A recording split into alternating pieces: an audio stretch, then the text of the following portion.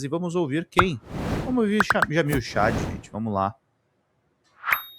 Que é muito importante pra gente fazer bem aqui o nosso trabalho, meus caros, minhas caras. Jamil Chad falando: o Brasil reduz comércio com os Estados Unidos e turbina vendas com a China. Vamos lá. Tarifas comerciais impostas pelo governo Trump derrubam exportações brasileiras para os Estados Unidos e aproximam ainda mais o Brasil da China nos primeiros 7 meses deste ano. Assunto para o correspondente Jamil Chad, de Genebra, na Suíça. Bom dia, Jamil.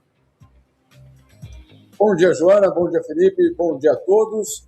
E se aquela ideia era afastar o Brasil da China e, eventualmente, conseguiram algum tipo de influência maior de Donald Trump na América Latina, os dados mostram exatamente o contrário, Joana. Ô Jamil, isso aí era meio que uma, como diria o nosso mestre Joelmir Betti, uma caçapa cantada, né? Porque qual que era o plano, não vou nem dizer plano B, qual que era o plano A quando lá no ano passado aconteceram os primeiros rompantes de Donald Trump? Ora, né, vamos ser pragmáticos, vamos olhar para outros mercados, aquela bola pingando do Mercosul e da União Europeia e tal. Para onde você vai olhar? Para a China, né? Exatamente. Olha, os dados são muito, eu diria, evidentes, né? Porque, claro, e aí qual era a estratégia norte-americana desde o começo do Donald Trump? Reconquistar a América Latina, colocar de novo os Estados Unidos como a prioridade, ou, na verdade, o parceiro comercial de investimento político, militar da América Latina. Mas vamos lá, vamos pegar o número do Brasil, número especificamente do Brasil. Entre janeiro e julho deste ano, o Brasil exportou para a China 69 bilhões de dólares. Entre janeiro e julho, 69 bilhões de dólares. Isso é, Felipe, Joana, 20% a mais do que no ano passado. Ou seja, houve uma intensificação justamente dessa relação entre o Brasil e China. E para os Estados Unidos? Uma queda. Óbvio uma queda. Tem tarifa, tem barreira. E aí o que aconteceu? Uma retração do comércio entre o Brasil e os Estados Unidos em 12%. Na prática, aqui, traduzindo em português, o tarifaço aproximou o Brasil da China. Isso é um resultado direto, basicamente, do tarifaço. Hoje, só para a gente colocar em números, a diferença entre o que o Brasil exporta para os Estados Unidos e o que o Brasil exporta para a China é de 50 bilhões de dólares. Então, se a estratégia foi construir uma espécie de zona de influência norte-americana na América Latina, o resultado tem sido exatamente o contrário. Jamil, e ainda sobre tarifaço, Brasília e Washington têm reunião marcada para a próxima segunda-feira, dia 31 de agosto, na tentativa de destravar as negociações. Qual é a expectativa para esse encontro? Joana, isso aconteceu depois daquela ligação de Lula para Trump. Ficou estabelecido, os dois presidentes estabeleceram, na verdade, o Donald Trump sinalizou ao presidente Lula, de olha, vou falar com o meu time, eles vão entrar em contato com o time de vocês e vamos retomar essa negociação. Muito bem, isso é o que vai acontecer, então, a partir de segunda-feira, era algo previsto. Agora, o que dos dois lados, eu tenho conversado principalmente no Palácio do Planalto, não há muita expectativa de que haverá algum tipo de acordo comercial antes da eleição. Vamos tentar aqui entender. Imagina que eu aqui estou negociando com o Felipe a venda talvez aí do meu carro, mas eu não sei se o Felipe, a partir de outubro, é governo ou não. Então, calma aí. Ele talvez não seja o interlocutor que possa, de fato, me garantir nada. Então, para que é que eu vou exatamente fechar um acordo com ele antes de outubro? E aí, claro, a expectativa do próprio governo brasileiro é de que essa negociação é importante, principalmente para manter os canais abertos, para a gente evitar novas, eu diria, surpresas, novas sanções contra o Brasil, novas medidas de ingerência no Brasil. Mas um acordo, eu acho que só mesmo eu não só eu, muita gente no próprio governo brasileiro, só depois mesmo da eleição. Jamil, depois você me manda as fotos do seu carro no WhatsApp e amanhã a gente volta a conversar aqui ao vivo nesse mesmo horário, tá certo? Beijão pra você, Jamil. Fechado. Eu faço um desconto. Um abraço. Poxa, um abraço. Valeu. Cobori explica o que aconteceu com a economia do Flow Podcast. Vamos ver isso aqui, lá no Três Irmãos. Bora. agência, a gente vai passar dias incríveis na China, um passeio todo plano. Topam um debate sobre finanças e desenvolvimento nacional comigo? Observação, hoje vem pergunta. Esse Lucas, acho que ele, ele não faz nada além de ficar assistindo os podcasts que eu vou, cara. Todo podcast que eu tenho ido ultimamente, ele manda uma pergunta. Quer debater contigo? Ele quer debater contigo? Ou não? Sei, eu fui naquele Sério? Iron Talks, ele tava, ele aqui no Critique, ele tava, eu falei, rapaz, esse cara gosta de mim. Hiperfoco dele. Deve ser igual o outro, hiperfoco. E aí, o que tu achou de ir lá no Iron Talks lá? Foi da hora? Foi legal, foi você, inclusive, que me indicou lá, sim, né? Sim, Gostei muito do Sestaro, o cara tava ali realmente interessado, né, em conversar sobre o assunto, sobre economia, sobre tudo. Eu achei bem agradável ali, o bate-papo com ele foi bastante legal. Honestidade intelectual, tu achou que ele tem? Tem, ele é um cara interessado, assim, no outro ponto de vista, Sim. de entender, né, a lógica. Isso é Gostei muito legal. dele. Isso é muito legal. Gostei muito do... O Fábio Carmona comentou: sou oficial do APM e terapeuta de reintegração implícita. Sou fã do Cobori e admiro muito como ele resolveu demandas emocionais com terapias. Algo que também faço pro bono com policiais e familiares. Legal, Muito bom. Parabéns. O João Carlos Meirelles mandou um superchat aqui também, obrigado, não comentou nada, mas valeu pelo apoio. O João Carlos mandou de novo: Cobori, é viável manter o modelo associativo do Corinthians, aprimorando os mecanismos de controle interno e governança? O modelo associativo, na realidade, assim, é um Pois clube é, né, Décio? social, né? Ele nasceu como clube social, como todo clube social, o modelo associativo é o modelo de gestão do clube. O grande problema desses grandes clubes de futebol no Brasil é porque eles não dependem dos sócios, eles dependem da torcida. Então já não é um modelo, digamos assim, democrático, né? Uhum. É um modelo ali que tem um presidente e 300 conselheiros que manda numa coisa que tem 30 milhões de torcedores, né? Então o Corinthians só é o que é, só é a marca que é, só tem a capacidade de arrecadar e ter a receita que tem pelo tamanho da sua torcida.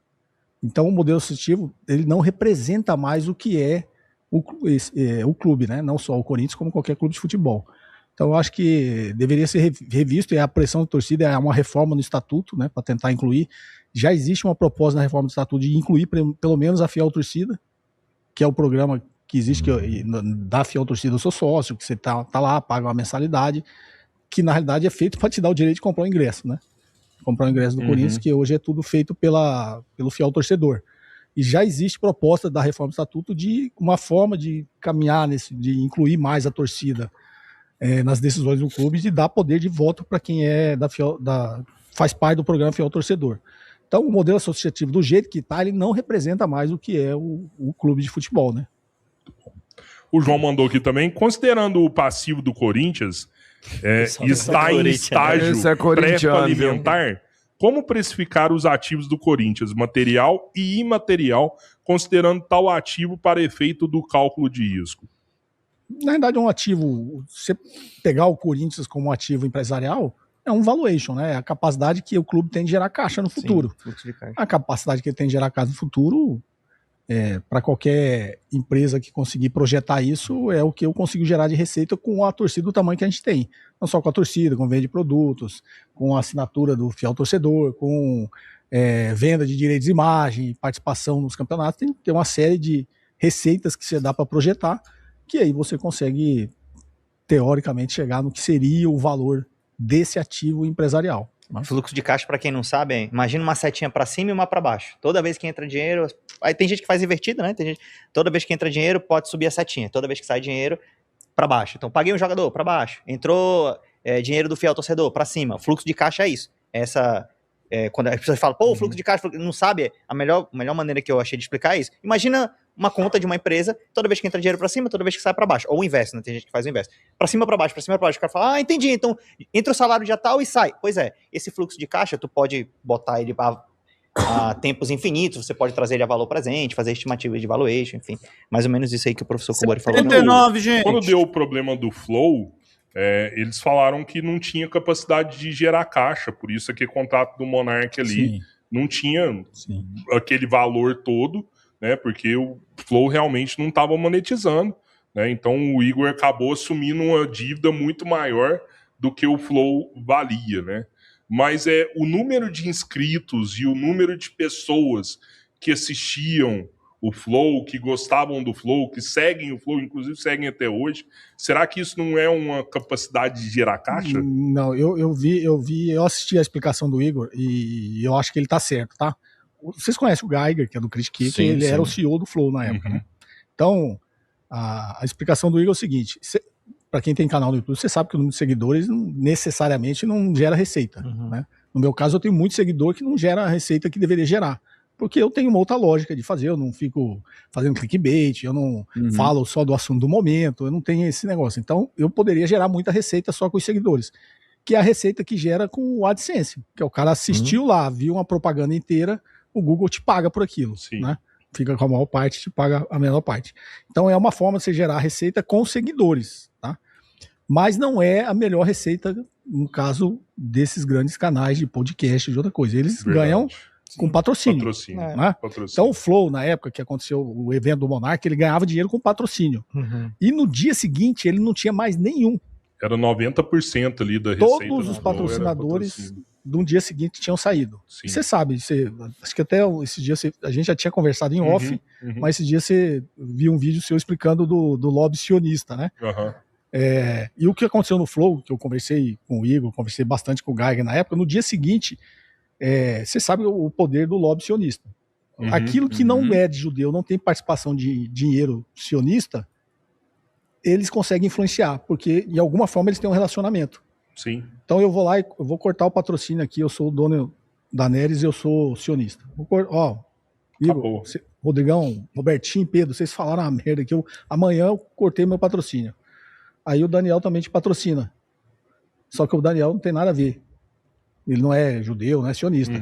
Só que eu tenho um relacionamento com a empresa dele. Aí eu pego e falo, não, Daniel, você também vai cortar o patrocínio dele, senão eu paro de fazer negócio com você. Então o que aconteceu no Flow foi isso. Ele perdeu todos os patrocinadores no dia seguinte. Então no dia seguinte ele não tinha receita. Ele só tinha despesa. Isso fluxo de caixa. 79, dele ficou só a setinha vermelha. A setinha azul sumiu toda. Não tinha nada. E aí ele falou, pô, eu não tenho um negócio na mão. Ele não tem. Dependendo de seguidor, ele não ia, entendeu? Então, naquele momento... Ele perdeu, igual o Cabeleira falou, ele dos inscritos. Ele perdeu, inclusive, a monetização, que é o dinheiro que vinha dos inscritos. Exatamente. Então, assim, naquele momento, o que o Igor tinha na mão dele é uma coisa que ele não tinha como precificar. Ele não tinha como projetar um fluxo de caixa futuro. Então, o que ele tinha era só os contratos das despesas. Pagar funcionário, pagar que era alto. Inclusive, teve que fazer empréstimo para isso. Então, assim, pelo que a explicação que ele deu, pelo que a gente conhece de finanças, ele estava certo. O contrato que ele fez com o Monark era muito melhor do que ele tinha capacidade de fazer, no meu ponto de vista. Tá? Se fosse eu naquele momento, eu não teria feito. Mas ele fez por uma consideração, que eles criaram o canal junto, falou, ó, se eu conseguir me reerguer, eu consigo, sei lá, 25 mil, uma coisa assim, né? Eu consigo te pagar isso aqui, né? Foi o que ele fez. É porque o Monark considera que, tipo, mesmo não monetizando nem nada, se eles tivessem pego todos aqueles seguidores ali, criado uma plataforma e, vou continuar fazendo podcast, e você vai assinar para ter essa plataforma. Ele levantaria um dinheiro, mas jamais chegaria perto e estaria criando algo novo, né? Oi, gente, eu sou a Sara Miranda do Folha TV. Eu tô aqui para agradecer sua presença no nosso canal e pedir para você continuar apoiando o nosso jornalismo progressista independente, que precisa muito da sua ajuda. A primeira coisa, se você não está inscrito no nosso canal, já faz isso agora e receba as notificações das nossas lives. Além disso, você pode acompanhar toda a nossa programação durante a semana. Também tem outras formas de você continuar nos apoiando financeiramente. Uma delas é pelo Pix, folhademocrata@gmail.com. Também temos o apoia-se/Folha TV, onde você faz contribuições mensais e recorrentes e nos ajuda muito. Além disso, você pode se tornar membro do nosso canal. Clica lá no YouTube em tornar-se membro, veja qual é o pacote que melhor cabe no seu bolso e fique mais pertinho da gente, inclusive em grupo de WhatsApp com toda a nossa equipe com quem você pode interagir. Apoiar um canal progressista também é uma forma de militância. Então fica aqui com a gente, apoia o Folha TV, eu te vejo nas próximas lives. Beijo, até mais!